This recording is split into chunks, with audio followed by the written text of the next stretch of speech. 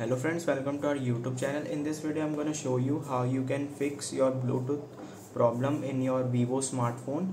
If you have any problem in connecting issues, or you have problem in not opening the Bluetooth, how you can solve this problem in Vivo smartphone. Before watching this video, if you have not subscribed to our YouTube channel, then subscribe to it and like our video. So let's start friends. First you have to go to settings option.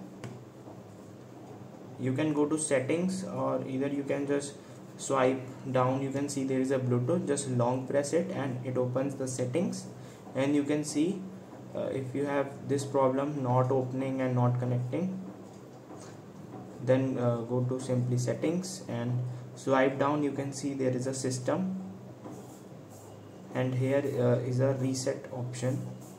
You can search it also. Here you can reset options, and here it is. You have to just simply click on the reset Bluetooth and reset setting. Make a password of your default password and then reset settings, and your network, your Bluetooth setting has been reset. And now if it is not working, then you have to just restart your mobile phone like this.